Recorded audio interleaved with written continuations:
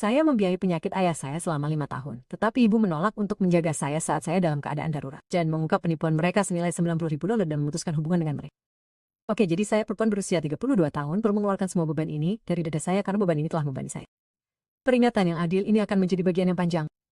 Sepanjang hidup saya telah menjadi anak yang bertanggung jawab di keluarga saya. Sementara saudara perempuan saya, Zara, perempuan berusia 30 tahun, telah menjadi anak emas yang tidak pernah berbuat salah. Ngomong-ngomong, saya Thea, dan ketika saya mengatakan anak emas, saya tidak melebih-lebihkan atau bersikap dramatis. Saat tumbuh dewasa, Zara mendapat pakaian baru. Saya mendapat barang-barang bekas. Dia mendapat mobil untuk ulang tahunnya yang ke-16. Saya mendapat jam tangan. Dan bahkan bukan Apple Watch. Haha. Hanya barang seharga 30 dari Target. Dia kuliah di perguruan tinggi swasta dengan bantuan orang tua kami. Saya bekerja keras melalui community college sambil tinggal di rumah dan masih harus membayar sewa. Anda mengerti maksudnya. Orang tua saya selalu punya alasan. Zara butuh lebih banyak dukungan. Zara sedang mengalami masa sulit. Zara punya banyak potensi. Sementara itu saya hanya ada di sana. Orang yang bisa diandalkan, orang yang membosankan apapun itu. Saya pikir begitu kami tumbuh dewasa semuanya akan lebih baik. Wah, ternyata saya salah. Sekitar 5 tahun lalu, ayah saya, Orion 62 tahun laki-laki, didiagnosis menderita penyakit ginjal kronis. Ia seharusnya membutuhkan dialisis rutin, obat-obatan mahal, dan akhirnya mereka mengatakan ia mungkin perlu transplantasi. Orang tua saya tidak punya asuransi kesehatan karena ayah bekerja sendiri dan ibu Celeste, 58 tahun perempuan, selalu mengatakan itu terlalu mahal. Namun entah bagaimana mereka selalu punya uang untuk liburan sebelum ini. Lucu sekali cara kerjanya. Mereka mengadakan pertemuan keluarga tepat setelah diagnosis itu. Saya ingat berjalan ke dapur mereka dengan pacar saya saat itu, yang sekarang menjadi suami saya, Nico. Zara sudah ada di sana dengan pacarnya, yang sekarang menjadi suami saya, Finn. Ibu menangis. Ayah tampak khawatir, tetapi sejujurnya tidak separah yang seharusnya terlihat oleh seseorang yang baru saja mendapat diagnosis serius. Tapi apa yang saya tahu? Perawatannya akan menelan biaya $2.000 sebulan, kata ibu, sambil menyeka matanya dengan tisu. Kami tidak punya uang sebanyak itu. Kami semua duduk diam selama semenit. Saya baru saja mendapatkan pekerjaan nyata pertama saya sebagai akuntan di sebuah perusahaan kecil. Gajinya tidak besar, tetapi tetap. Mungkin saya bisa membantu sedikit. Mungkin saya bisa memberi beberapa ratus, saya menawarkan. Tiara masih kuliah, kata ibu cepat, bahkan tidak mengindahkan perkataan saya. Dia tidak bisa diharapkan untuk berkontribusi. Finn mengangguk seperti orang yang selalu setuju. Mereka menabung untuk pernikahan mereka. Nico meremas tanganku di bawah meja. Kami juga menabung untuk membeli rumah untuk masa depan kami. Tetapi ternyata masa depan kami tidak sepenting pernikahan Zara. Keren. Ayah menatapku langsung dengan mata anak anjing yang sedih. Dia melakukannya dengan sangat baik. Thea, kami tidak meminta bantuan.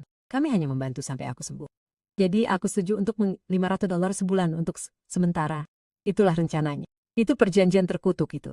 Itu 5 tahun yang lalu. $500 dengan cepat menjadi $800. Biaya pengobatan lebih mahal dari yang kami kira.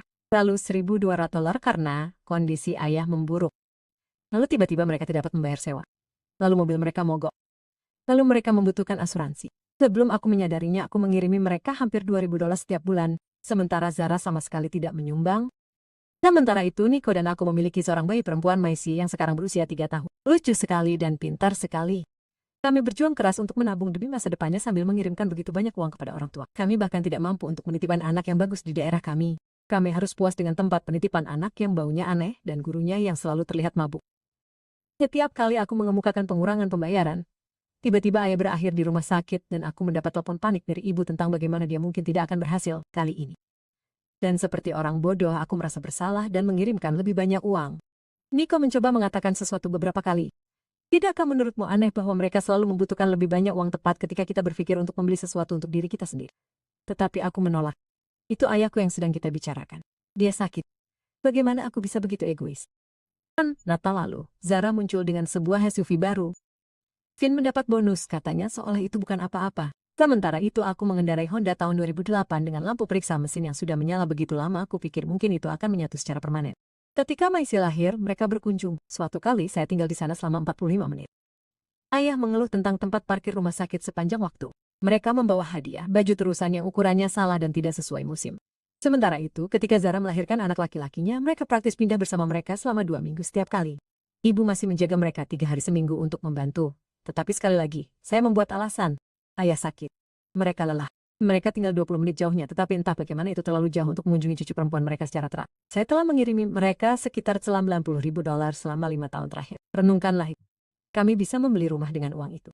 Bisa menyiapkan dana kuliah untuk Maisy. Bisa mengganti mobil jelek saya mengeluarkan suara seperti ikan paus sekarat setiap kali saya melaju lebih dari 50 mil per jam. Sebaliknya, kami tinggal di apartemen kecil dengan 2 kamar tidur dengan pemilik yang menganggap memperbaiki sesuatu adalah pilihan.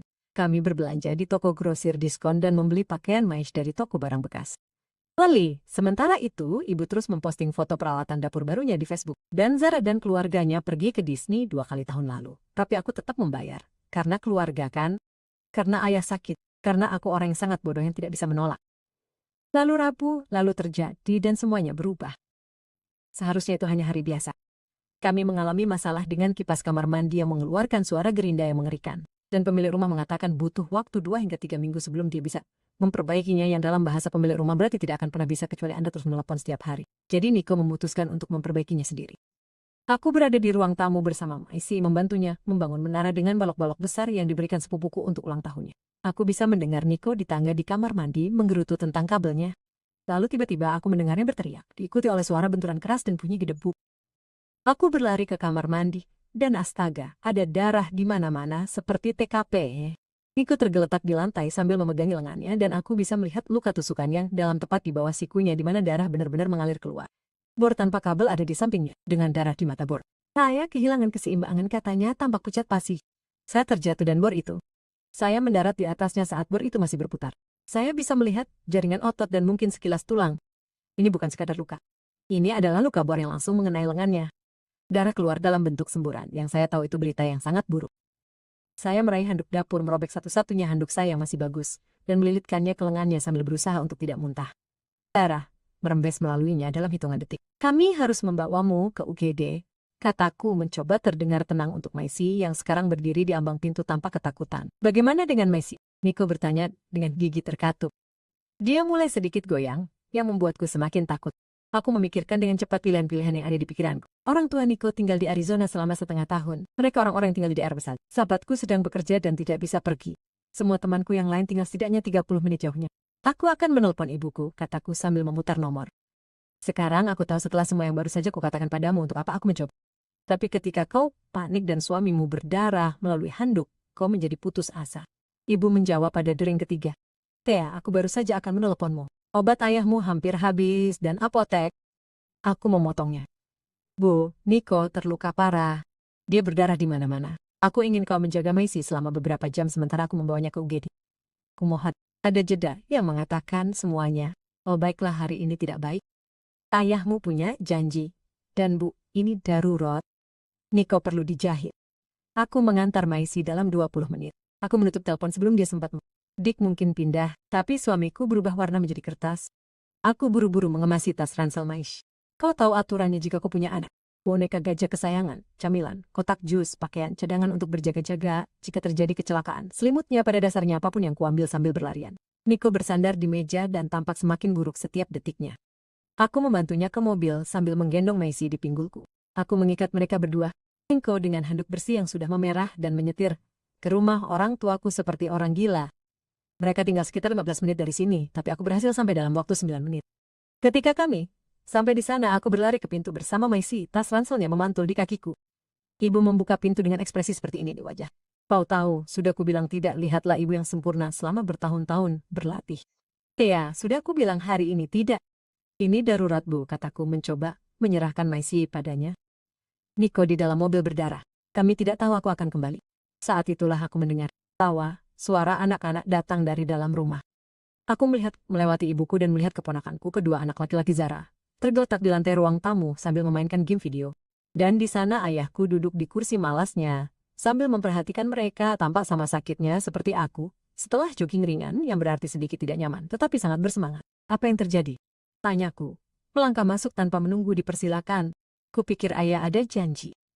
Ibu melakukan hal itu, yaitu membetulkan kalungnya saat berbohong. Oh, kami menjadwalkan ulang. Cara ada wawancara kerja, jadi kami mengawasi anak-anak. Benar-benar berani. Sungguh orang-orang yang sangat berani. Jadi kau boleh mengawasi anak-anak tetapi tidak anakku saat keadaan darurat yang sebenarnya. Ibu menyilangkan lengannya dan menatapku dengan tatapan yang telah ia kuasai selama bertahun-tahun, seolah aku bersikap konyol karena bertanya. Thea, kami bukan pengasuhmu. Hanya karena kau mengirimi kami uang bukan berarti kami harus meninggalkan semuanya dan menjaga Maisy kapanpun kau mau. Aku merasa seperti seseorang telah menyiramkan seember air es ke kepalaku. 5 tahun, ribuan dolar setiap bulan.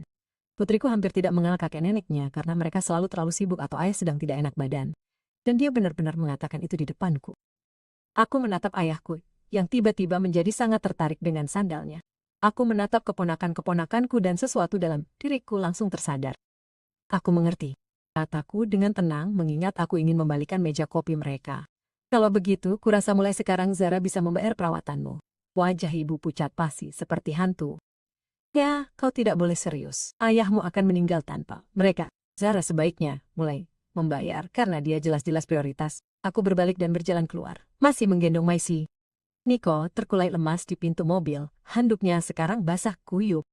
Mereka tidak akan menjaganya, tanyanya suaranya lemah. Tidak, kataku, sambil mengikat Maisy kembali. Mereka terlalu sibuk dengan anak-anak Zara, dan tampaknya kami tidak berhak mendapatkan bantuan apapun meskipun kami sudah mengirimkan semua uang. Maisy mulai menangis karena dia tahu ada yang tidak beres. Aku mencoba untuk tetap tenang demi dia, tetapi di dalam hatiku aku mengamuk. UGD benar-benar mimpi buruk. Menunggu selama 3 jam dengan suami yang berdarah dan balita yang rewel. Maisy harus buang air kecil 2 kali dan mengamuk saat dia lapar karena aku meninggalkan camilannya di mobil. Inko membutuhkan 7 jahitan dan hampir pingsan selama prosedur. Dokter bertanya apakah saya baik-baik saja karena rupanya saya tampak seperti akan membunuh seseorang. Dan sepanjang waktu yang dapat saya pikirkan hanyalah kata-kata ibu saya. Kami bukan pengasuhmu. Hanya karena kamu mengirimi kami uang bukan berarti kami harus meninggalkan segalanya dan menjaga Maisy kapanpun kamu mau. 5 tahun, 90.000 dollars. Untuk apa? Agar mereka dapat menjaga anak-anak Zara sementara anak-anak saya menangis di ruang tunggu UGD. Kami akhirnya sampai di rumah sekitar pukul 6 sore. Nico pingsan karena obat peredanya. Saya menidurkan Maisy setelah membaca buku favoritnya 3 kali. Kemudian saya duduk di lantai kamar mandi dan menangis selama sekitar 20 menit. Namun anehnya, setelah saya selesai menangis saya merasa lebih ringan. Lebih jernih, seperti saya telah berjalan-jalan dengan kacamata berkabut selama bertahun-tahun dan akhirnya seseorang membersihkannya. Saya terbangun keesokan paginya sekitar pukul 5:30 pagi, dengan perasaan tenang yang aneh seperti saat Anda akhirnya memutuskan untuk berhenti dari pekerjaan yang Anda benci dan Anda tahu itu adalah keputusan yang tepat. Nico masih belum sadar karena obat pereda nyeri. Maish baru akan bangun 1 jam lagi. Jadi saya meraih ponsel saya dan, wah ada 27 panggilan tak terjawab, 14 pesan teks dan banyak pesan suara. Keluarga saya sibuk semalaman. Saya tidak mendengarkan satupun, tidak membaca satupun pesan teks.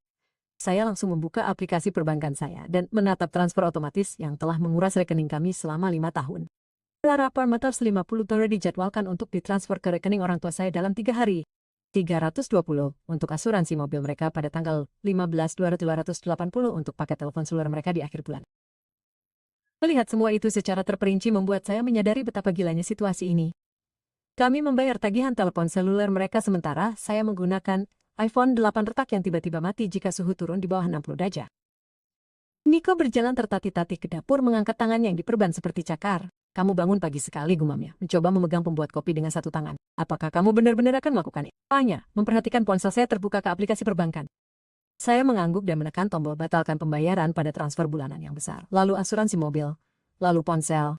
Dengan setiap klik, saya bersumpah saya merasa lebih ringan secara fisik seperti saya menjatuhkan dumbbell yang saya bawa-bawa. Saya seharusnya melakukan ini bertahun-tahun yang lalu, kata saya tangan saya secara mengejutkan stabil. Ya seharusnya begitu, Nico setuju. Dia menentang pengaturan ini sejak awal tetapi menghormati bahwa itu adalah keluarga saya, pilihan saya. Apa yang membuat Anda akhirnya memutuskan? Ibu pada dasarnya mengatakan bahwa membayar mereka 90.000 dolar tidak memberi saya hak untuk mengasuh anak selama 1 sore selama keadaan darurat. Saya berkata, masih agak terkejut dengan semua ini. Sementara itu Zara mengantar anak-anaknya kapanpun dia mau, sementara kami berjuang untuk membayar biaya penitipan anak. Nico menambahkan, meringis saat mencoba membuka wadah kopi. Dan apakah kamu melihat ayah kemarin? Dia tampak baik-baik saja. Sangat normal. Tidak seperti seseorang yang membutuhkan biaya perawatan medis sebesar 2.000 dolar setiap bulan. Nico mengangguk. Aku sudah mengatakan itu selama bertahun-tahun saya. Aku menghabiskan sisa hari itu dengan mengabaikan ponselku dan bermain dengan Maisy. Kami membangun benteng di ruang tamu dan menonton Encanto untuk ke-47 kalinya. Tetap saja tamparan. Aku membuat pasta favorit Nico untuk makan malam. Rasanya seperti pasta perayaan. Sekitar pukul 4 sore, ada ketukan di pintu kami yang membuat Maisy terlonjak. Aku melihat melalui lubang. Ibu, Thea, teriaknya dari balik pintu. Aku tahu kamu ada di dalam sana. Ayahmu membutuhkan obatnya. Aku tidak membuka pintu. Katakan pada Zara untuk membayarnya. Dia akan mati. Thea, apakah itu yang kamu inginkan? Nico muncul di belakangku. Lengannya yang sehat melingkari pinggangku. Kau tidak perlu bicara padanya, bisiknya. Ayah sudah sekarat selama 5 tahun, kataku cukup keras agar ibu bisa mendengarnya. Zara bisa bergiliran menyelamatkannya. Yang terjadi selanjutnya adalah rentetan hinaan yang akan membuat pelaut tersipu malu.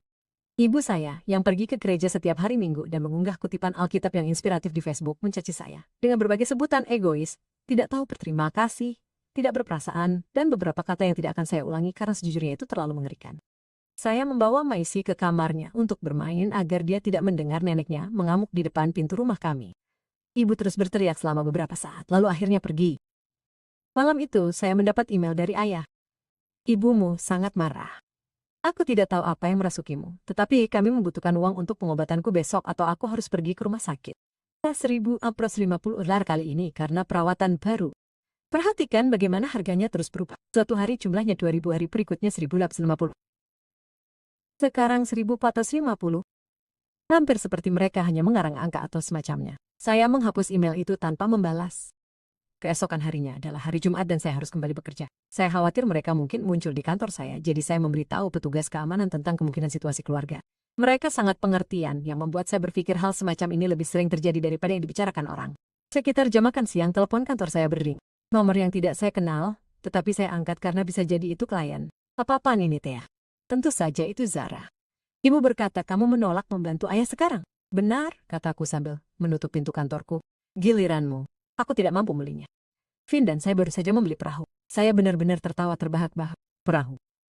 Sementara saya telah membayar ribuan untuk perawatan ayah, kamu membeli perahu? Bukan salah saya kamu memutuskan untuk membantu mereka. Tidak ada yang memaksamu. Kurangnya kesadaran diri yang mutlak itu mencengangkan. Dan tidak ada yang memaksamu juga, kataku. Tapi rupanya ayah akan meninggal tanpa obatnya, jadi kurasa sebaiknya kau cari tahu sendiri. Oh, benar-benar. Dia meludahi sesuatu yang buruk. Selamat tinggal, Zara. Aku memblokir nomornya begitu aku menutup telepon, lalu memblokir nomor orang tuaku juga, lalu memblokir mereka semua di media sosial. Rasanya menyenangkan, teman. Sangat menyenangkan. Akhir pekan itu aneh, damai tetapi aneh. Ponselku tidak terus-menerus berdering karena tuntutan orang tuaku. Inko dan aku mengajak Maisy ke taman, dan aku tidak memeriksa ponselku setiap 5 menit karena takut akan krisis keuangan baru. Pada minggu malam, aku sedang menjelajah daring untuk mencari tempat penitipan anak, tempat-tempat bagus yang sekarang mungkin mampu kami bayar ketika Niko duduk di sebelahku. Mereka akan menemukan cara lain untuk menghubungimu, katanya. Kau tahu itu kan? Biarkan mereka mencoba, kataku, merasa percaya diri yang aneh. Aku sudah selesai menjadi ATM mereka. Saya benar untuk bersiap, karena mereka jelas belum selesai dengan saya. Tidak mungkin. Mobil saya tertabrak di tempat parkir kantor pada hari Senin. Tidak ada bukti bahwa itu mereka, tetapi waktunya mencurigakan. Selasa seseorang menelpon CPS dan mengatakan bahwa kami mengabaikan Maisy. Pekerja sosial yang datang untuk memeriksa keadaan sangat baik dan jelas malu berada di sana begitu dia melihat apartemen kami yang bersih dan anak kami yang bahagia dan beradaptasi dengan baik. Saya tidak percaya seberapa jauh keluarga saya akan melakukan apapun demi uang. Kalau setengah minggu setelah pembebasan finansial yang luar biasa, begitu Niko mulai menyebutnya, keadaan mulai tenang. Orang tua saya tampaknya mengerti pesan itu setelah kunjungan CPS menjadi bumerang. Zara rupanya memberitahu seluruh keluarga bahwa saya tidak stabil secara mental. Tetapi kebanyakan orang yang benar-benar mengenal saya cukup pintar untuk mempertanyakan hal itu. Kami akhirnya mulai bernapas lega. Tangan Niko sembuh dengan baik.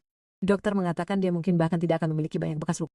Maisy telah diterima di tempat penitipan anak yang bagus yang sekarang benar-benar mampu kami bayar. Dan aku membukakan rekening tabungan kuliah untuknya dengan $1.250 pertama yang tidak diberikan kepada orang tuaku. Saat itu hari Minggu pagi dan kami sedang makan paneku ketika bel pintu berbunyi. Niko dan aku bertukar pandang. Kami tidak mengharapkan siapapun. Aku mengintip melalui lubang intip dan melihat bibiku Penny berdiri di sana dengan piring kaserole di tangannya dan ekspresi khawatir di wajahnya. Penny adalah saudara perempuan ibuku, tetapi dia selalu menjadi bibi yang keren. Dialah yang mengizinkanku bolos sekolah dan membawaku ke pemutaran perdana film tengah malam. Pertamaku di usia 16 tahun, mengajariku cara memakai eyeliner dan benar-benar mendukung ketika aku memutuskan untuk kuliah di community college daripada mengambil pinjaman besar untuk kuliah selama 4 tahun. Kami tidak terlalu dekat tetapi aku selalu menyukainya. Bertentangan dengan penilaianku yang lebih baik, aku membuka pintu. Thea, sayang, katanya, suaranya lembut dan manis. Bisakah kita bicara? Aku mempersilahkan dia masuk. Karena entahlah, harapan selalu muncul bahwa setidaknya satu anggota keluarga tidak sepenuhnya beracun. Maisy langsung berlari ke arahnya sambil berteriak Bibi Percy, yang membuat hatiku sedikit meleleh. Pai membawakannya boneka penguin kecil yang sebenarnya sesuai dengan usianya, dan sesuatu yang akan disukai Maisy. Poin untuk itu. Setelah Maisy tidur siang dan Niko dengan mudah memutuskan dia perlu pergi ke Home Depot, Penny dan aku duduk di meja dapur. Kasrol, semacam ayam dan nasi, berada di antara kami seperti sesajen. Aku mengerti mengapa kamu kesal, dia memulai, yang membuatku terkejut. Sebagian besar keluargaku beroperasi dengan prinsip Thea salah secara default. Orang tuamu terlalu bergantung padamu. Aku mengangguk hati-hati menunggu pantatnya. Tapi Thea, sayang, ayahmu benar-benar sakit. Dia dirawat di rumah sakit kemarin. Dokter bilang dia mungkin tidak akan lama tanpa perawatannya. Itu dia. Rasa bersalah yang diungkapkan tepat waktu. Simpul yang familiar terbentuk di perutku. Simpul yang sudah ada selama 5 tahun setiap kali mereka membutuhkan uang. Nah, Zara dapat membantu mereka. Penny mendorong casserole itu sedikit lebih dekat ke arahku seolah aku akan lebih mudah menyerah jika memakan makanannya. Zara bilang dia tidak mampu membelinya. Orang tuamu sedang membicarakan tentang menjual rumah mereka. Aku hampir tersedak air yang sedang ku minum. Mereka menyewa rumah milik Bibi Pai. Mereka tidak memiliki rumah. Dia tampak benar-benar bingung. Namun ibumu berkata, mereka telah berbohong padamu. Mereka telah berbohong kepada semua orang. Aku mengeluarkan ponselku dan menunjukkan catatan perbankanku padanya. Aku telah mengirimi mereka lebih dari $90.000 dalam 5 tahun terakhir. Matanya membelalak. Itu tidak mungkin benar. Memang benar. Dan entah bagaimana mereka masih selalu bangkrut. Ayah tidak pernah membaik, dan Zara membeli perahu. Penny terdiam cukup lama menatap catatan di ponselku. Aku tidak tahu, akhirnya dia berkata. Namun, apapun yang telah mereka lakukan, kesehatan ayahmu dipertaruhkan sekarang. Aku merasakan keraguan merayap masuk. Bagaimana jika dia benar-benar sakit dan aku hanya bersikap picik? Bagaimana jika dia meninggal karena aku tidak mau? Bisakah aku hidup dengan diriku sendiri? Aku akan memikirkannya, kataku akhirnya, terutama untuk mengakhiri percakapan. Setelah Pai Wai meninggalkan casserole yang sebenarnya cukup enak, aku duduk di depan komputer cukup lama untuk melihat keuangan kami. Kami bisa mengirim mereka $500 bulan ini, mungkin hanya untuk obatnya. Tidak dalam jumlah penuh, tetapi cukup untuk membantu jika ayah benar sakit. Kau akan membantu mereka lagi, bukan? Nico bertanya dari belakangku. Dia baru saja kembali dari Home Depot dengan satu bola lampu, yang jelas bukan tujuannya. Aku tidak tahu, aku mengakuinya. Bagaimana jika dia benar-benar sekarat kali ini? Nico duduk di sebelahku dan meletakkan tangannya yang sehat di tanganku. Telepon rumah sakit. Pastikan dia benar-benar ada di sana. Aku berkedip. Itu tidak pernah terpikir oleh. 5 tahun mengirim uang dan aku tidak pernah berpikir untuk memverifikasi apapun yang mereka katakan padaku. Aku menelpon rumah sakit tempat Pai dirawat. Aku menelpon untuk menanyakan kabar ayahku, Orion Mercer. Dia dirawat kemarin. Aku menggunakan suaraku yang paling profesional. Setelah dipindahkan 2 kali dan memberikan tanggal lahir ayahku, keputusan akhirnya adalah tidak ada catatan tentang Orion Mercer yang dirawat dalam seminggu terakhir, atau kapanpun dalam 6 bulan terakhir. Aku menelpon 2 rumah sakit lain di daerah kami. Hasilnya sama. Tidak ada catatan tentang ayahku yang dirawat dimanapun. Ketika aku memberitahu Nico, dia bahkan tidak tampak terkejut. Dia hanya sedih untuk, maafkan aku, sayang, katanya sambil memelukku. Aku curiga akan hal seperti ini, tetapi aku tidak ingin benar. Aku benar-benar bodoh, bisikku di bahunya. Tidak, kau adalah anak yang penyayang. Mereka memanfaatkan itu. Malam itu, aku tidak bisa tidur. Aku terus memikirkan saat-saat ketika ayah seharusnya terlalu sakit untuk datang ke pesta ulang tahun Maisha atau ketika mereka membatalkan rencana Natal di menit-menit terakhir karena dia sedang mengalami hari yang buruk. Aku terus memikirkan janji temu dengan dokter spesialis yang telah kubayar obat-obatan perawatan. Apakah ada di antara nyata? Apakah dia benar-benar sakit? Keesokan paginya, saya mengambil cuti kerja dan langsung pergi ke kantor dokter spesialis ginjal yang seharusnya menjadi tempat tinggal ayah saya. Saya sudah mengeceknya secara daring puluhan kali sebelumnya saat saya masih mempercayai mereka. Saya memperkenalkan diri sebagai putri Orion Mercer, menanyakan rencana perawatannya dan menunggu sementara resepsionis mencari di sistem mereka. Dia tidak menemukan catatan apapun atas nama ayah saya, atau ibu saya bahkan untuk dialisis. Saya merasa mati. Rasa duduk di mobil saya di luar kantor dokter spesialis ginjal selama yang terasa seperti berjam-jam tetapi mungkin hanya 20 menit. Mencoba mencerna apa yang baru saja saya pelajari. Ayah saya bukan pasien di sana. Dia tidak pernah menjadi pasien di sana. Saya menelpon Nico, tangan saya gemetar hebat hingga saya hampir tidak bisa menekan tombol yang tepat. Dia bukan pasien, kata saya saat dia menjawab. Dia tidak pernah ke sana. Oh Thea. Suara Nico lembut, simpatik. Pulanglah, kita akan cari tahu ini. Tidak, kataku tiba-tiba bertekad. Saya perlu tahu apa yang terjadi, kemana perginya uang itu. Jadi saya melakukan sesuatu yang belum pernah saya lakukan sebelumnya. Saya mulai menyelidiki orang tua saya. Saya pergi ke pusat dialisis tempat ayah saya seharusnya pergi 3 kali seminggu. Ceritanya sama, tidak ada pasien bernama Orion Mercer yang pernah datang. Perhentian kedua, apotek tempat mereka seharusnya mendapatkan obat-obatannya yang mahal. Apoteker memeriksa dan memastikan bahwa mereka tidak pernah memberikan resep untuk ayah saya. Pada titik ini, saya sangat terkejut dan mulai menjadi detektif. Saya berkendara ke rumah sewaan orang tua saya tetapi parkir di ujung jalan agar mereka tidak melihat saya. Mobil mereka tidak ada di sana, yang aneh untuk Selasa pagi ketika ayah seharusnya sangat sakit sehingga dia hampir tidak bisa meninggalkan rumah. Saya memutuskan untuk menggali lebih dalam. Saya mengirim pesan kepada sepupu saya, Phoenix, yang selalu memposting di media sosial tetapi tidak dekat dengan orang tua saya. Hei, pertanyaan acak. Apakah kamu melihat orang tua saya akhir-akhir ini? Mereka mengklaim ayah benar-benar sakit, tetapi saya mulai ragu. Dia langsung menjawab, apa? Ayahmu ada di pusat kebugaranku kemarin untuk berolahraga dengan pelatihnya. Dia tampak baik-baik saja. Mereka juga akan berlayar bulan depan. Ibumu tidak akan berhenti membicarakannya di grup obrolan keluarga. Berlayar. Saat mereka seharusnya tidak mampu membayar obat-obatan ayah tanpa bantuanku. Saat dia seharusnya terlalu sakit untuk menjaga Messi selama beberapa jam. Aku pergi bekerja. Dan menghabiskan sore hari dengan menggunakan sumber daya yang mungkin seharusnya tidak kugunakan. Aku seorang akuntan, jadi aku punya akses ke beberapa alat tertentu. Aku mencari laporan kredit orang tua. Aku masih menyimpan SSN mereka dari saat aku membantu mereka mengajukan asuransi sewa. Apa yang kutemukan membuatku ingin berteriak. Kartu kredit. Begitu banyak kartu kredit. Semuanya sudah mencapai batas maksimal. Pakaian mahal, elektronik, furnitur, restoran, dan ya, pelayaran yang dipesan untuk bulan depan. Lebih dari $6.000 untuk liburan Karibia selama 10 hari. Namun yang membuatku gila adalah saat aku menemukan pinjaman perahu atas nama ayahku dari tahun lalu sebesar $40.000. Begini masalahnya. Alamat yang tertera adalah alamat Zara dan Finn. Mereka memiliki perahu itu. Orang tuaku ikut menandatangani. Jadi uangku tidak hanya diberikan kepada orang tuaku tetapi juga kepada Zara. Aku terus mencari. Menemukan rekening bank yang tidak ku ketahui dengan transfer rutin ke Zara yang diberi label pembayaran hadiah untuk prasekolah swasta anak-anaknya. Saat aku selesai, aku berada dalam keadaan marah yang tenang dan aneh. Jenis kemarahan yang membuatmu kembali menjadi sangat rasional. Aku pulang dan menyebarkan semua bukti di meja dapur kami agar Nico melihatnya. Mereka telah menipuku, kataku datar, selama bertahun-tahun. Nico memeriksa semuanya, wajahnya semakin muram di setiap halaman. Ini gila, Thea. Mereka telah hidup seperti bangsawan dengan uangmu sementara kami berjuang, sementara kami menunda memiliki anak kedua karena kami tidak mampu membiayainya, tambahku. Sementara kami tinggal di apartemen jelek ini dengan langit-langit bocor, sementara aku mengendarai mobil dengan ban gundul. Apa yang akan kau lakukan? Nico bertanya lagi. Aku menarik napas dalam. Akhiri ini untuk selamanya. Malam itu, aku menyusun semuanya ke dalam sebuah folder. Aku baru saja menyelesaikannya ketika ponselku berdering dengan pesan teks dari ibuku. Ayahmu dirawat di rumah sakit lagi. Kita butuh $2.400 untuk perawatan baru besok pagi atau asuransi tidak akan menanggungnya. Aku bahkan tidak merasa marah lagi, hanya sedih melihat betapa mudahnya kebohongan itu sampai kepada mereka. Aku tidak menanggapi. Keesokan harinya adalah hari Rabu. Aku mengambil cuti kerja sehari lagi. Bosku mengerti setelah aku menjelaskan sedikit tentang situasinya dan memutuskan untuk berkendara ke rumah orang tuaku lagi hanya untuk melihat apakah mereka benar-benar di rumah atau sedang berlibur rahasia lagi. Mobil mereka ada di jalan masuk dan begitu pula SUV Zara yang mengilap. Aku tidak tahu apa yang merasukiku tetapi aku menepi dan memarkir mobil tepat di belakang mereka menghalangi mereka. Lalu aku berjalan ke pintu dan memencet bel. Ayah menjawab, tampak sangat sehat sama sekali, tidak seperti seseorang yang baru saja dirawat di rumah sakit kemarin.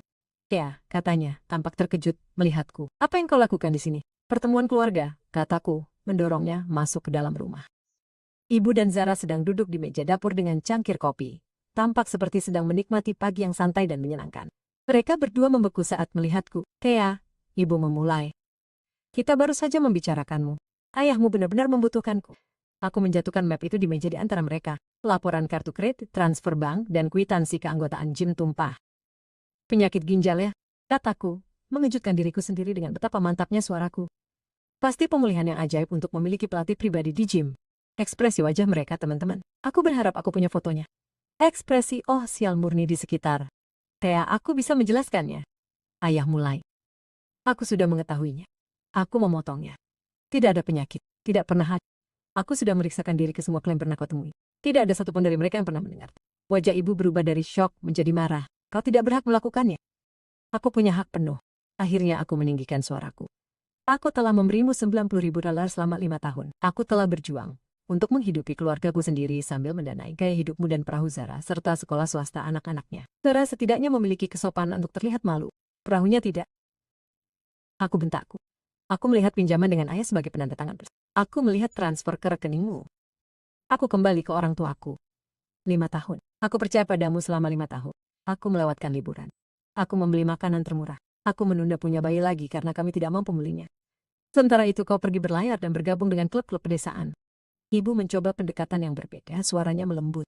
Thea sayang, kau tidak mengerti. Ayahmu memang punya masalah kesehatan. Kami hanya menggunakan sebagian uang itu untuk hal-hal lain juga. Masalah kesehatan apa? Sebutkan satu diagnosis sebenarnya dari satu dokter sungguhan. Diam. Itulah yang kupikirkan. Aku sudah selesai. Aku bilang ini sudah berakhir sekarang. Aku tidak akan pernah memberimu aroma lain. Kau tidak bisa begitu saja meninggalkan keluargamu, kata ayah berusaha terdengar tegas tetapi tampak gugup. Setelah semua yang telah kami lakukan untukmu. Aku benar-benar tertawa. Apa sebenarnya yang telah kau lakukan untuk? Kau bahkan tidak mau menjaga Maisy saat Nico berdarah. Kau bilang langsung di depan wajahku bahwa membayarmu $90.000 tidak membuatku berhak meminta bantuan untuk menjaga anak-anak selama keadaan darurat. Kami sedang sibuk dengan anak-anak Zara, kata ibu, membela diri. Ya, kamu selalu punya waktu untuk Zara kan? Selalu ada uang untuk Zara. Selalu ada bantu Zara.